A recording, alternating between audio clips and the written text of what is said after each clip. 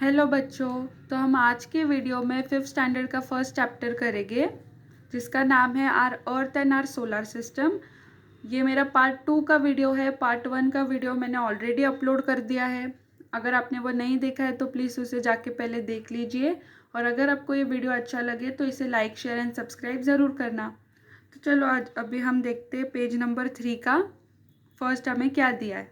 तो फर्स्ट हमें दिया है can you tell, look at the picture of the solar system and answer the following question. अब आपको सोलर सिस्टम का जो पिक्चर है उसको देखना है और ये क्वेश्चंस का आंसर देना है। अब देखो पेज नंबर 2 पे जो सोलर सिस्टम का इमेज दिया है ना, हम उसी को देख के ये क्वेश्चन का आंसर देंगे। फर्स्ट क्वेश्चन क्या है, which planet is nearest to the sun. तो आपको यहाँ पे पूछा है कौन सा प्लैनेट, कौन सा ग्रह सन के एकदम करीब है। तो यहाँ पे इमेज में देखो सोलर सिस्टम के, यहाँ पे बताओ कि सन यहाँ पे है एकदम सेंटर में, इसके करीब कौन सा प्लैनेट है। Right, Mercury. तो आप क्या लिखोगे, Mercury is the nearest planet to the sun. Second question क्या है, at what position is the earth from the sun. अब आपको पूछा है हमारी जो अर्थ है, पृथ्वी है, ये कौन से पोजिशन पे आती है सन से। तो सन से कितनी दूर है, कितने पोजीशन पे आती है। आपकी ये सोलर सिस्टम की इमेज में सन यहाँ पे है, अब जो अर्थ है वो यहाँ पे है। तो हम अभी देखते हैं कि कौन से पोजीशन पे आती है। देखो फर्स्ट तो मर्क्यूरी आता है, तो ये इसका फर्स्ट ऑर्बिट हो गया। सेकेंड वीनस है, तो वीनस इसका सेकेंड ऑर्बिट हो गया।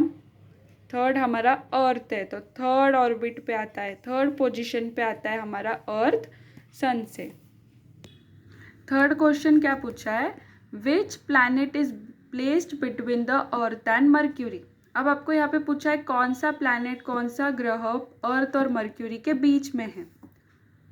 तो चलो देखते हैं कौन सा प्लैनेट है, बताओ। देखो मर्क्यूरी और अर्थ के बीच में कौन सा प्लैनेट है, विनस। गुड।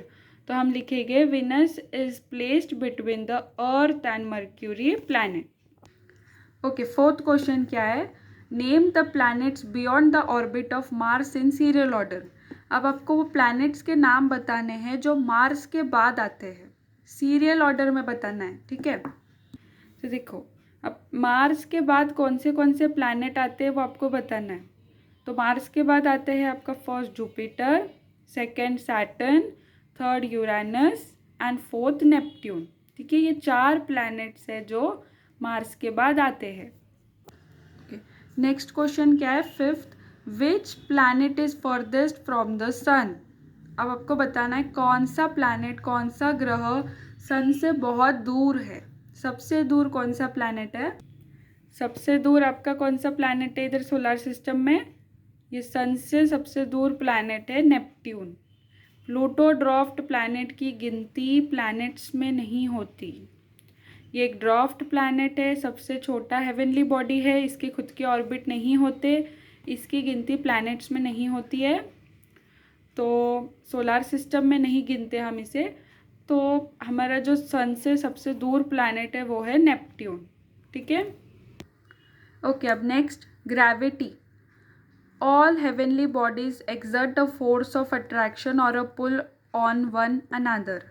अब आपको यहाँ पे क्या बोला है कि हेवनली बॉडीज़ जो होती है वो एक फोर्स एक्सर्ट करती है। कौन सा फोर्स है, फोर्स ऑफ अट्रैक्शन और पुल। अब जो हेवनली बॉडीज़ है ना, वो क्या करती है, एक दूसरे को अपनी तरफ खींचती है।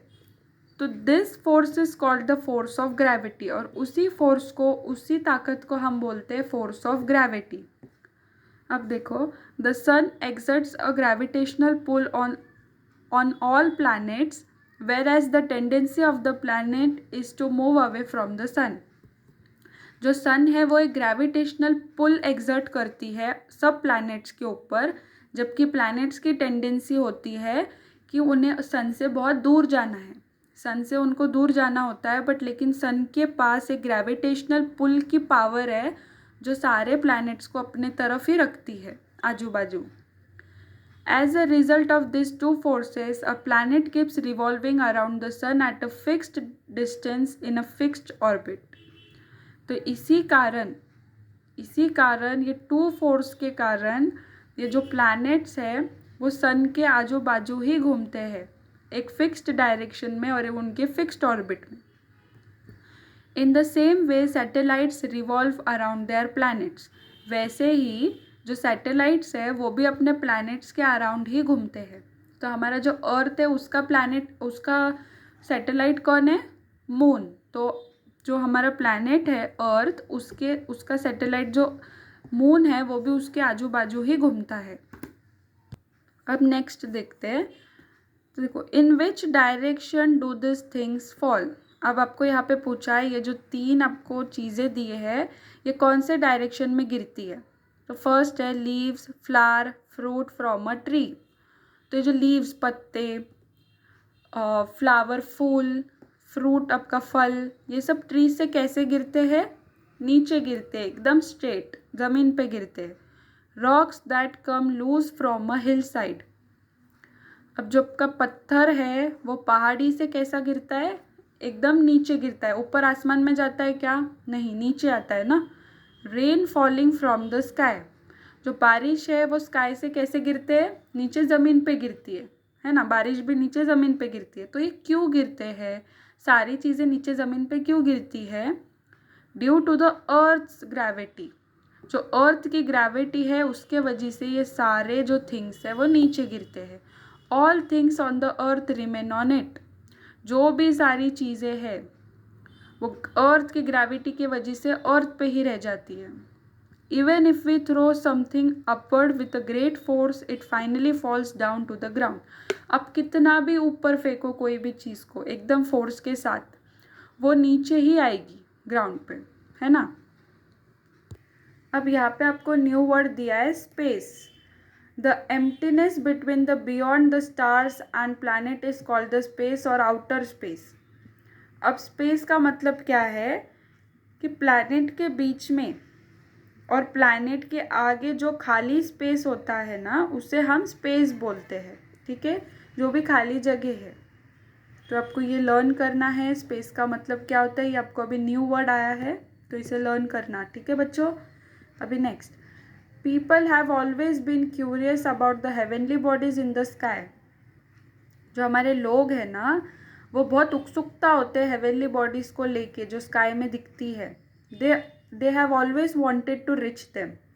हमें कैसे उत्सुकता होती है ना कि स्काई में जो भी हेवनली बॉडीज़ है हमें उन्हें पास से देखना है, हमें आसमान में जाना है, हमें आसमान में उड़ना है।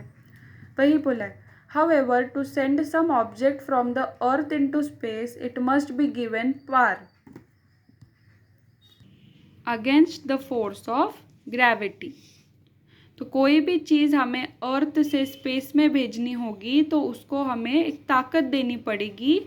किसके against?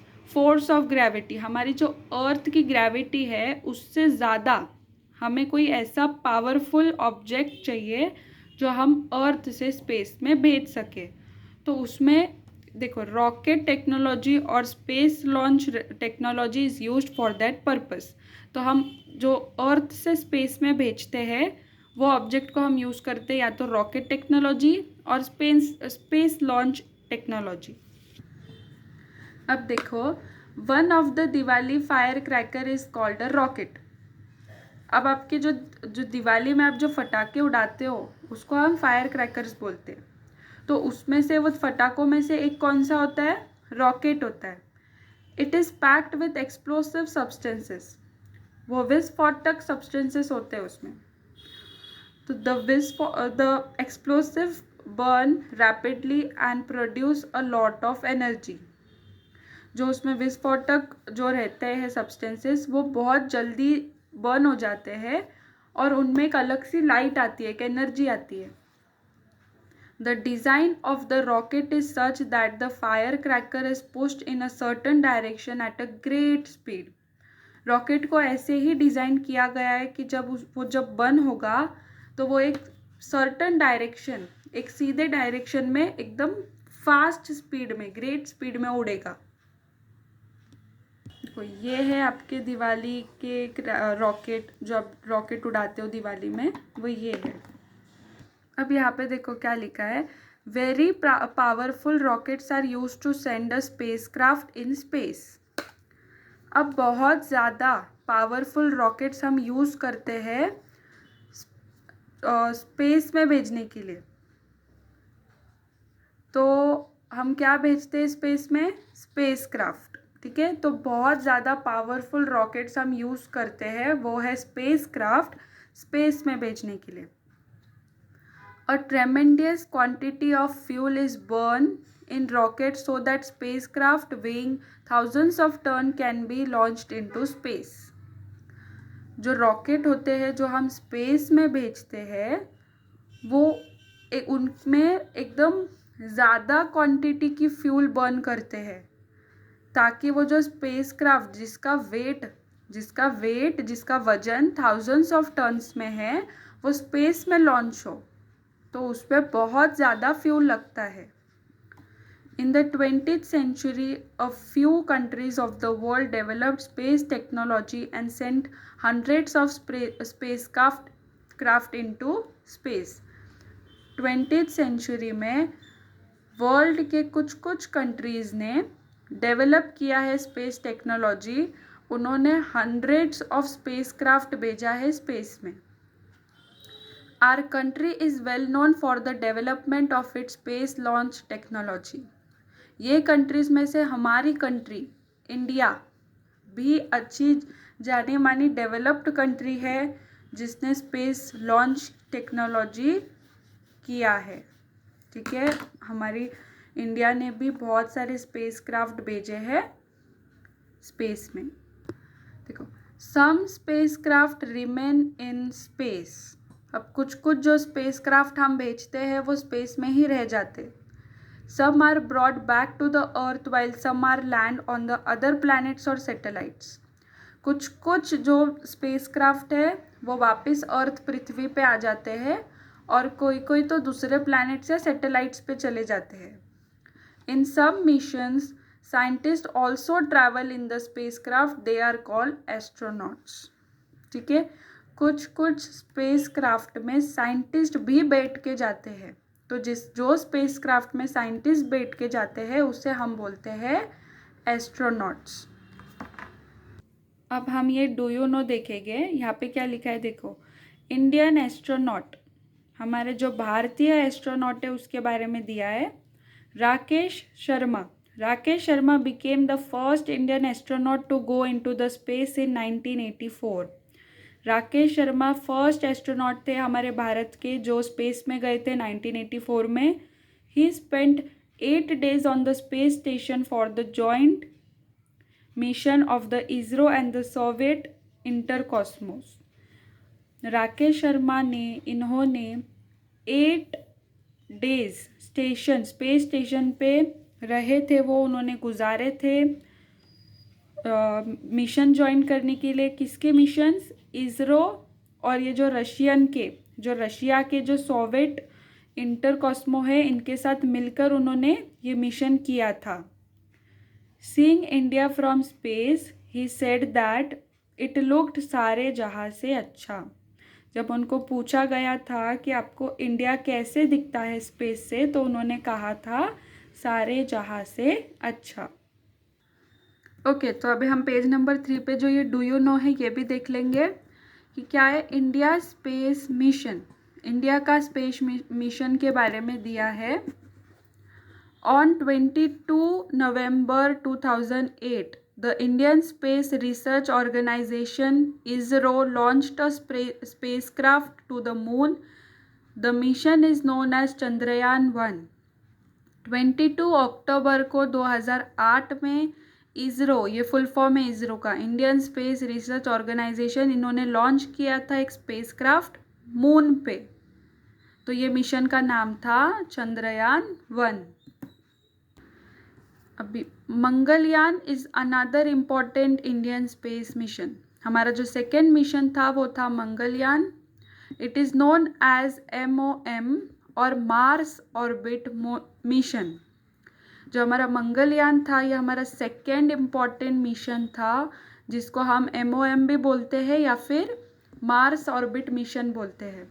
It was launched on 5 November 2013 It got established in an orbit around the planet Mars on 24th September 2014. तो हमारा जो मंगलयान था ये सेकेंड मिशन था, उसको हम मार्स ऑर्बिट मिशन भी बोलते हैं, और इसे लॉन्च किया था 5 नवंबर 2013 में। और इसकी इस्टेब्लिशमेंट स्थापित कब हुआ था? ये हुआ था मार्स पे हुआ था 24 सितंबर 2014 में। इसको लॉन्च किया था 5 नवंबर को, और ये वहाँ पे जाके कब मार्स पे कब गया? 24 सितंबर 2014 में। ISRO achieved this feet in its first attempt. जो इसरो ने ये जो भेजा था मंगलयान, इन्होंने इनकी कामयाबी फर्स्ट अटेम्प्ट में ही पा ली थी। Both this missions are unmanned. अब ये क्या है, मतलब इसमें जो मिशन में जो मंगलयान हमने जो भेजा था ना, इसमें कोई भी ह्यूमन नहीं थे वो स्पेस क्राफ्ट के अंदर, ठीक है। That is there were no people on board this spacecraft, मतलब उसमें कोई भी लोग नहीं थे, कोई भी पीपल नहीं थे। The objective of the mission is a deeper study of the moon and Mars. हमने जो 2 मिशन भेजे थे ना, जो 2 मिशन हमने किए हैं, इसके ऑब्जेक्टिव क्या थे? मून के बारे में और मार्स के बारे में स्टडी करने का। ये दोनों के बारे में हमें स्टडी करना था, इसीलिए हमने ये 2 मिशन भेजे।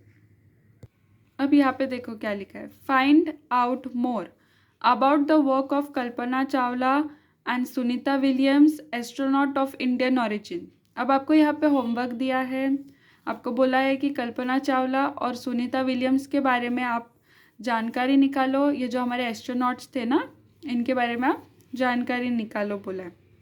अब यहाँ पे देखो, man made satellites.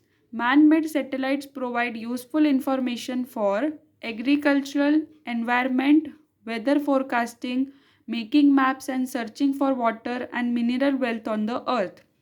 Man made satellites मतलब जो मैन ने बनाई है, जो ह्यूमन्स ने बनाई है, जो आदमी ने बनाई है। तो ये सैटेलाइट्स हमें क्या क्या प्रोवाइड करते हैं?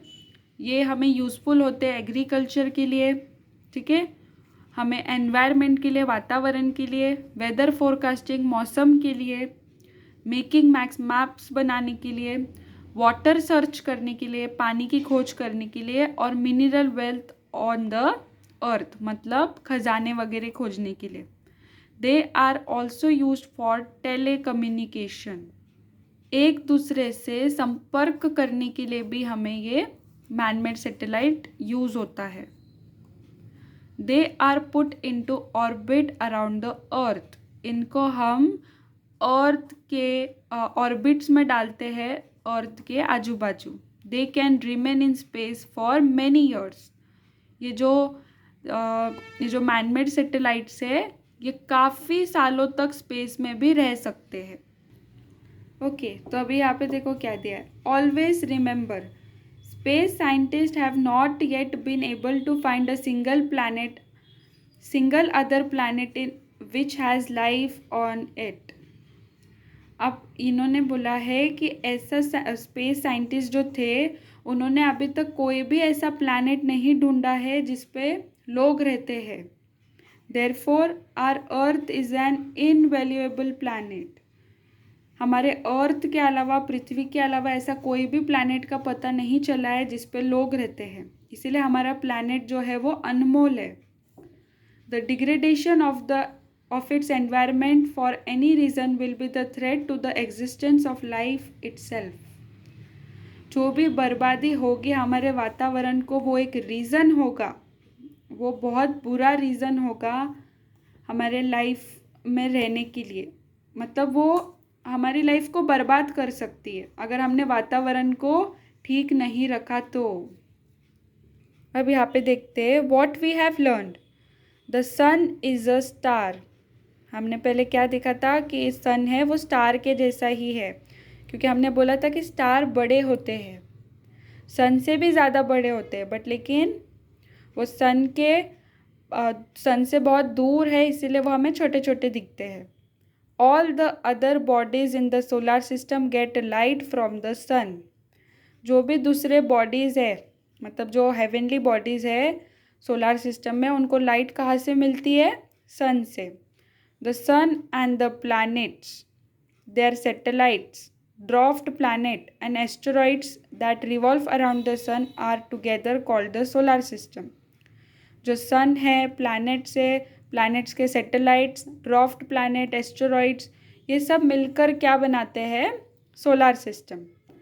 Things on the earth remain on it due to the force of gravity.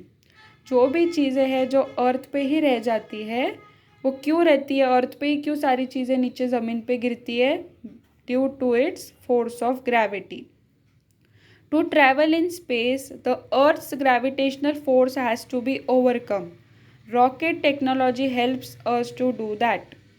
कोई भी चीज़, कोई भी हमें रॉकेट जो स्पेस में भेजना होता है, वो ग्रेविटेशनल फोर्स से ज़्यादा होना चाहिए हमारे अर्थ की। तो हमको ये रॉकेट टेक्नोलॉजी हेल्प करता है स्पेस में जाने के लिए, ठीक है। अर्थ से स्पेस में जाने के लिए हमें रॉकेट टेक्नोलॉजी यूज़ करते हैं। तो आई होप आपको ये मेरा एक्सप्लेनेशन अच्छा लगा हो, समझ में आया हो।